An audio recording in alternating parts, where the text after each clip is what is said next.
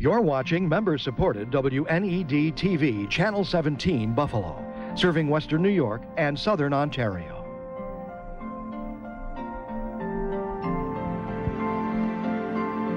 "20 years ago, this 150-mile stretch of river was in danger of being dammed, which means everything we see here would have been underwater.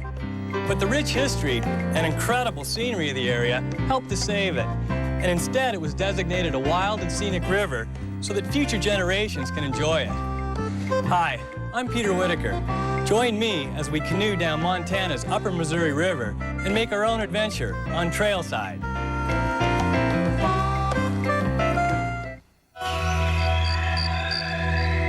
Trailside is brought to you in part by Chevy Tahoe. Next time you're having fun outdoors, make sure Mother Nature has a good day too.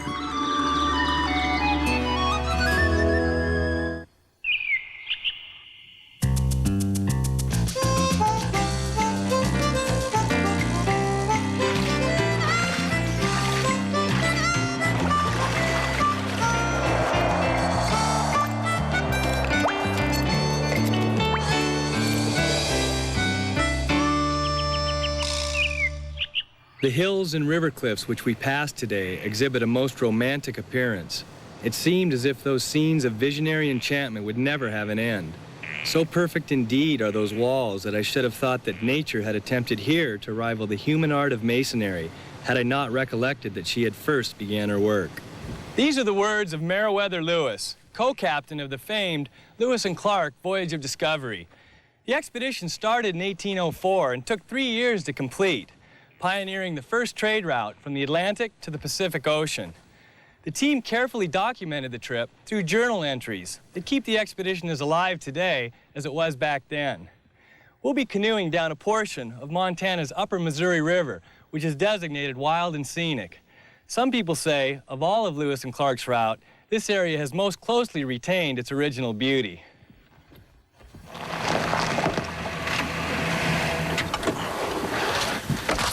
I'm in Virgil, Montana, a former ghost town that has been brought back to life through the efforts of Don Sorensen, who will be joining me on this trip.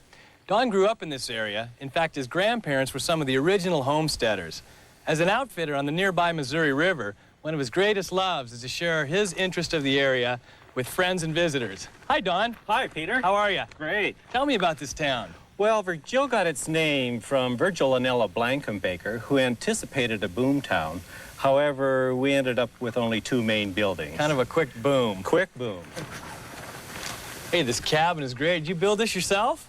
Well, no, Peter, but we restored it. It's an original homestead cabin from the past. So wow. We've tried to recreate the homesteading era in these cabins, and our customers seem to enjoy it. Oh, you've done a great job with it. Well, thanks, Peter. Should we get our gear for the river? All right.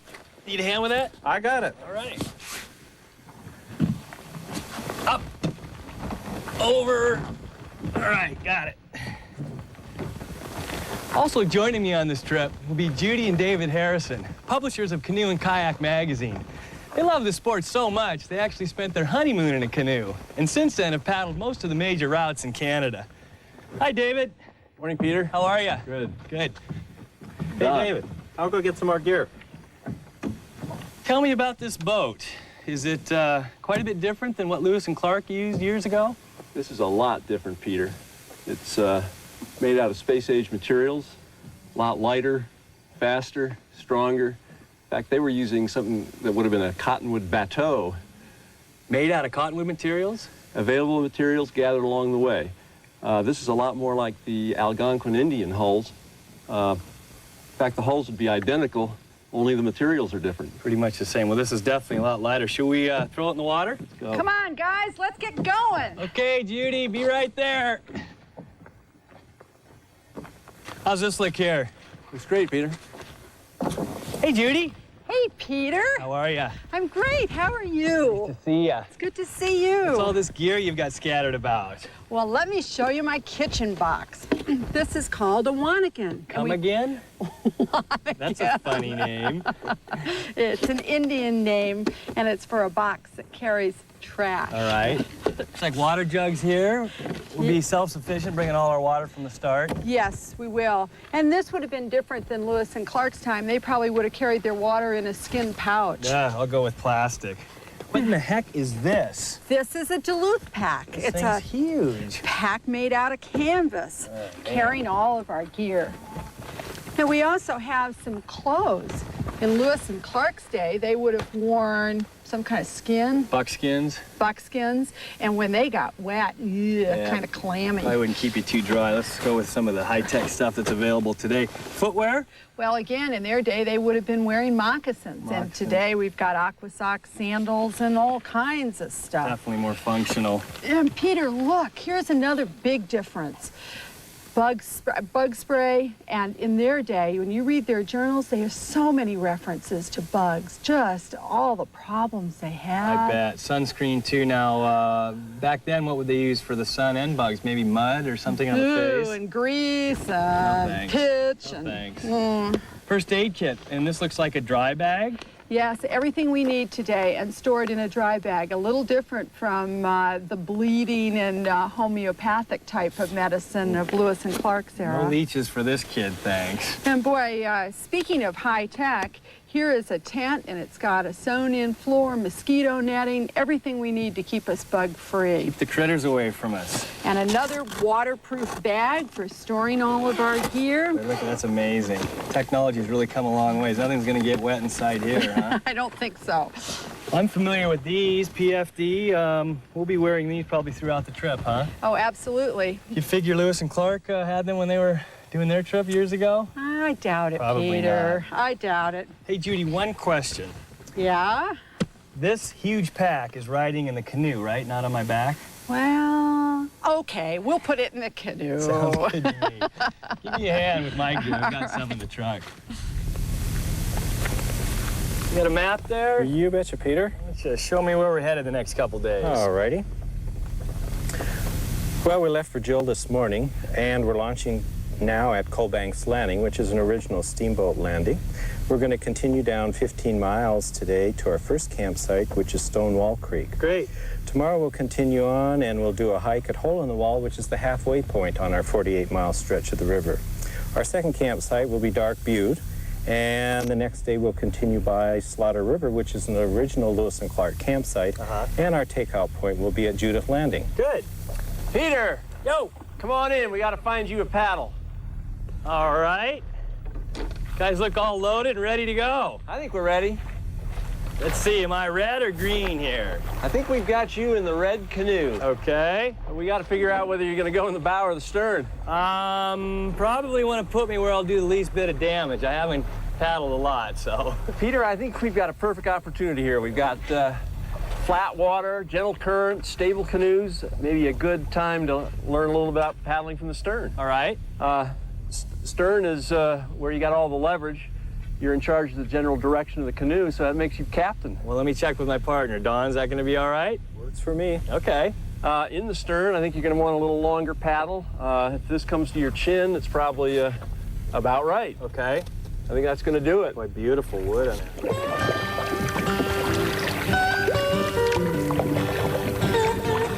Peter! Yes. Let's talk about that forward stroke. We should talk about it. It's not too pretty, is it? You want to get that right hand down next to the blade. Okay. Rotate your body around. Plant the blade far forward and just pull it straight back. I tell you, the nose keeps swinging around here. You've got it. Well, that's the leverage principle. You're in the back of that big long thing, and every time you take a stroke, it's going to turn away from your paddling side. Right. So all you have to do is come back, put your palm on the gunnel, and then just pry out a little bit. A little leverage. Yeah, in fact, that's called a pry stroke. That swings it right around. So just do that every 3 or 4 strokes? 2 or 3 strokes will do it. If you do it any more than that, your bow paddler's going to think you're not working. Oh, Don wouldn't do that. You're not getting dizzy up there with all this bow swinging, are you, Don? I'm doing fine. Okay. You guys look pretty good.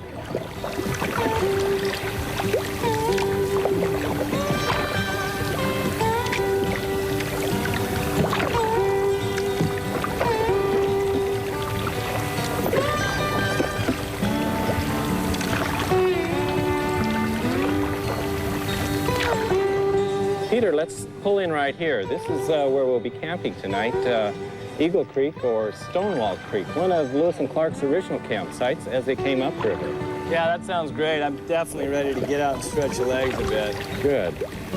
Is a nice stone natural wall down here that's why when Lewis and Clark were coming up the river, it looked like a great place to camp, and that's why they named it Stonewall. Well, if they were happy with it, I'm sure we'll make it work as well, huh?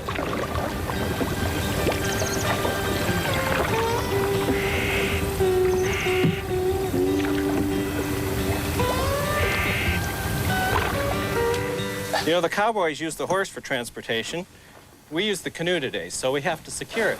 Want to take care of it? Yeah, you betcha. Let's turn it over.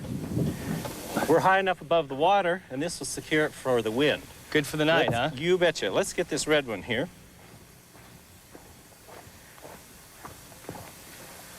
Next to the green one? Yeah, grab those paddles, stick them in. I tell you what, let's take this up to the campsite. We'll use this as a table tonight. Dining table? Fine dining, you betcha. Great. Judy, what a spread. This looks great. Thank you. What have you got here? Tell me about it. Well, let's see. What do we have? I've got some mashed potatoes cooking over here. Actually, it's the cheese and garlic and Can I things taste it? for it. Well, the Looks potatoes great. are about to go in, Peter, so contain yourself for a second. Okay. I've got a salad made out of cabbage and carrots. The cabbage and carrots keep great for even up to a week. Excellent. Vinegar and oil. Good, good. And over here we have some steaks. I was thinking just like Lewis and Clark might have had buffalo steaks. Perfect. Actually, we're going to be having some steaks, and we'll be cooking it all over the stove. I guess they've got a ban on burning. Perfect. And for dessert, look what Don baked for us. Can we start in on these now, or should we wait? Get your hands out of there. Go on, go on. Okay. This looks great. You know, the steaks I freeze before I even come so that they're frozen when we leave, like this morning. Stick them in a cooler and keep a couple of cans of soda or things in there frozen. We Right. freeze these the night before. Remember we stuck them in the freezer? Yep. And keeps them frozen, and then you can have one. Cold beers. I like that. That works great. So what can I help you with? Actually, we can start on the potatoes right now. How Okay. about we add that I'll and stir. and you stir, and Okay. I'll pour it right in. Got it. You see how these are done up with the directions, and it's double bagged in a Ziploc bag? I've got to taste this. This looks, I can smell the garlic from here. Oh, really? Just a little taste. So are we sleeping in a little tomorrow, Don? Come on, you guys, let's get up a little early. I have a great hike planned. It's up the Narrows or Neats Coulee. So what time is that? 1 cup of coffee? 2 cups of coffee? How about 2 cups of coffee? 2 cups of coffee. I'm ready. That looks beautiful back there. You'll enjoy it. It's So- beautiful. Just where? Up behind the moon to the right? Just down the river a piece and back in the coulee. Great.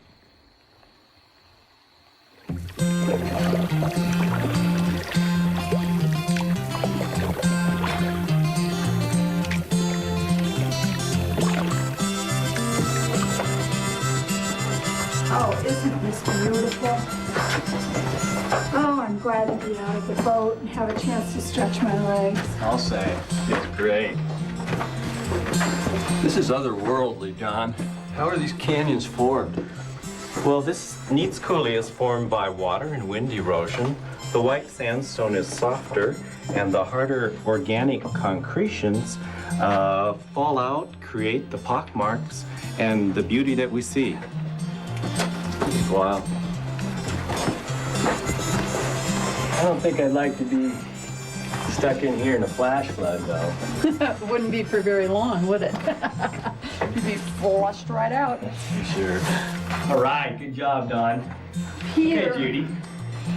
help. I thought we were going to be hiking. I didn't realize we were going to be climbing. This is great. What you want to do is look for good holes, and it's just a puzzle we're going to figure out. Okay, now the right hand, a lot of weight on it. On this hand? Yep. That's Look my at right up above you. That's a nice solid one. Okay. And then weight on the right hand. Good. Okay, now foot right up where that hand is, a little flexibility. Great. Oh, beautiful. Ooh, this is kind of scary. That's great. One more move and you're up and over. Good, good, good. That's all right, take your time. You want to figure it out? There, that's a nice one. Excellent. Ooh, I Well did it. done. Thank I you. was just waiting to see how this would work. Okay, David, you're after me. Judy, excellent job. I did it. Oh, David, check this view out. I think we're getting our reward. Hey, Peter, David, we've been saving this view just for you. Oh, look, cave dwellers, huh? Whoa. Come out here, David, look at this. You guys might want to grab this opportunity to have some water. Well, it's just a short jump to the river. We could get a drink there, huh? Looks like a river at one time right here. Beautiful.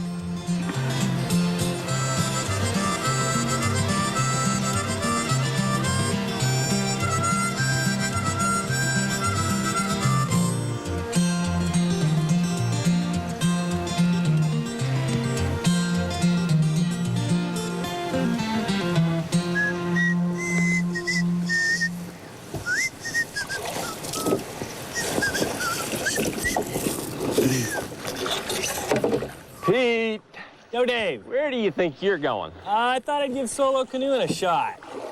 That's a nice idea. I thought you had something in mind, but let's talk about it. Okay. Look at your bow. It's 6 inches out of the water. Yeah, I guess Yeah. it is up in the air a bit. Little breath of wind, you're gonna get blown back to Fort Benton. Okay, what do you want? Further up forward in the canoe here? That works better. Center of the canoe. Get in front of the fort. All the way up? Yeah. Legs under, knees wide apart. Nice pads. I like that. Put your butt on the thwart.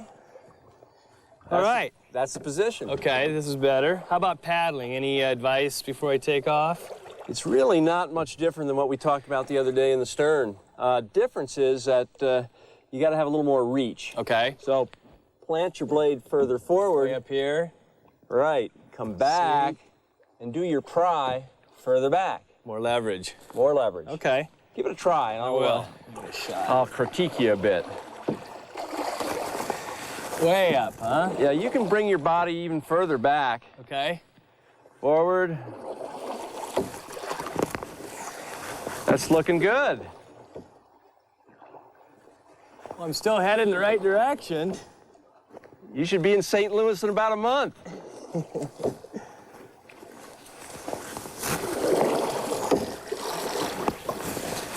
I don't know how much water you got there, but you'd want to get a little more blade in the water. Okay. You're a good teacher, Dave.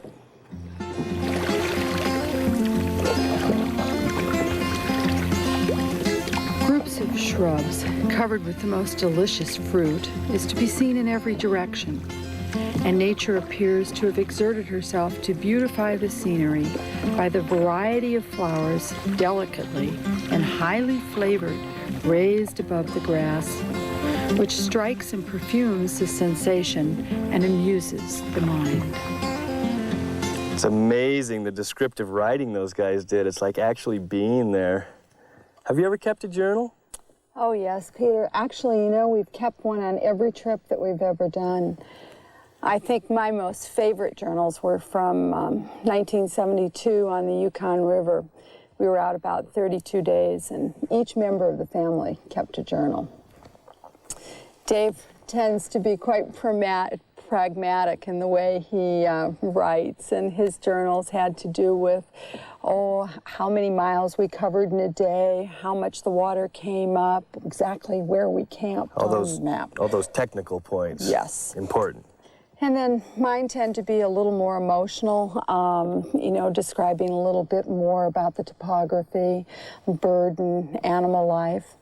And then each of the kids saw the day very differently as well.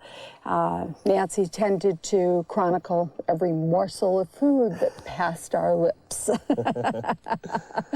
Julie was into family dynamics, who was getting along with who or who wasn't. Or who wasn't, exactly. And Dave Jr. was only 6, so spelling was an issue. And he learned to spell fish, F-I-S-H, early on, and since he was very much into catching grayling, that word reoccurred throughout his journals.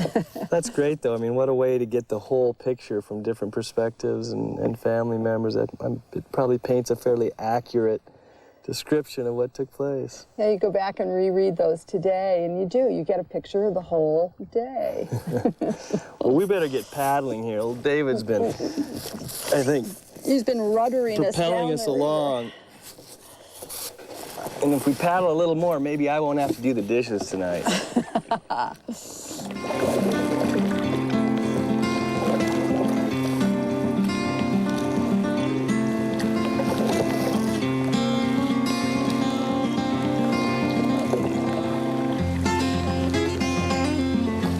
Are those abandoned structures over there? Yeah, those are original homestead cabins. You know, this river was highway traffic to the west with the fur trapping era, the steamboat era, gold rush era, and the homesteaders.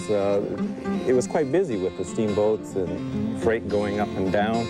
And as the modern day transportation was built, the railroad, several miles up on top, away from the homesteaders, they had difficulty marketing their product and had to abandon these homesteads along the river. So basically the traffic just kind of disappeared. Right, we're pretty much back to what it looked like when Lewis and Clark came upriver. Don, your backyard is beautiful. Well, I hope you're enjoying it. I sure do. It's otherworldly. This is one of my very favorite spots. I can surely see why. Whoa, look at Peter up there. Oh, Peter, what are you doing? You gotta come up and take a look at this. It's beautiful. You can see the whole river. Not me. Why don't you come down and get my camera? Okay, I'll take a picture for you. I'm looking right down at our boats from here. It's beautiful.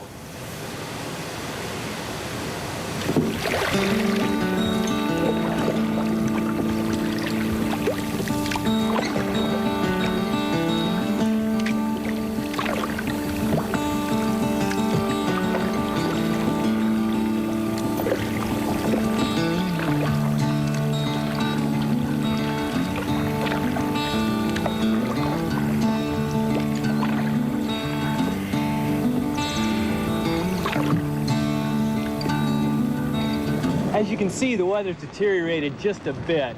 At Don's suggestion, what we're doing is pulling the canoes up into this ravine. We've got a pretty good electrical storm going right now, rain, and we're gonna take cover up this draw just a bit, pull the canoes up, and we're gonna head up there and huddle, and hopefully avoid any lightning strikes. Have you ever seen a lightning hit on the river? Oh, yeah. Yeah? You betcha. Up close and personal? You bet. Right close to a tree where you're camping sometimes. Seriously. Stay low. So what are some things about maybe tonight that we would be thinking about? Does this change the game plan as far as camping goes? Well, we'll see if this passes. If it sticks out, we'll seek shelter here. But this should pass shortly. And it sounds like it's still passing. Not quite passed yet. Not quite. How about some of those canyons we've been walking in now? Is this the type of storm where you could see a flash flood? Yeah, it takes a little bit more rain than this, but it could happen. A couple inches? It could happen, you bet. Well, look at the little bit that we've had, and look at this coming down here. Yeah, take a look at that. It's starting to run now. Look at that gumbo. That's what Lewis and Clark had to come up in, you know. Right. Slipping and sliding, you know. Imagine that. Get down there, tow your canoe in the water. Step on a prickly pear or two. One of the keys to having a successful wilderness experience is to keep a flexible itinerary. Last night, we got nailed by that thunderstorm, but we managed to get into camp, got our tent set up, and we spent a reasonable night, although we all got a little bit soggy. Fortunately, this morning, we woke to beautiful sunshine, So we're going to take a couple hours, get things dried out and sorted before we head on down 18 miles to the takeout. You know, I would imagine Lewis and Clark saw quite a few mornings like this. Hey, Pete, come on over, get your coffee. Okay, be there, Dave, in just a sec. We'll see you on the next Trailside.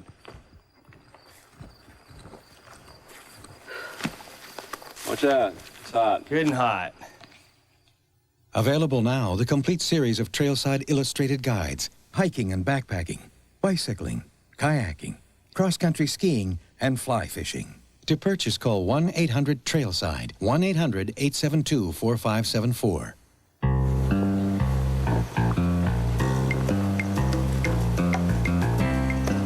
This episode concludes the series Trailside, Make Your Own Adventure.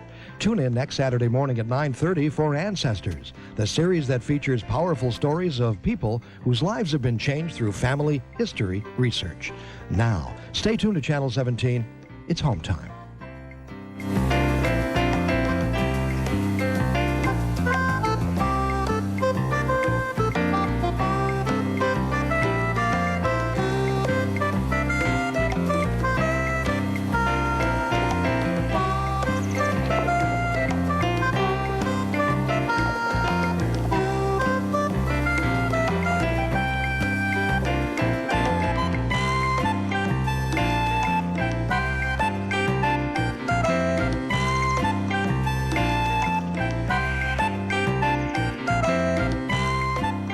The home video of this program, as well as other programs in the Trailside series, is available for $19.98 plus shipping and handling by calling 1-800-TRAILSIDE, 1-800-872-4574.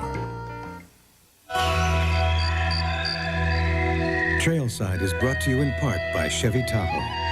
Next time you're having fun outdoors, make sure Mother Nature has a good day, too. Oh, Don, look at that. Isn't that beautiful? Isn't it otherworldly? It's one of my very favorite spots. Surely is. I can see why. Whoa! Look at Peter. Peter!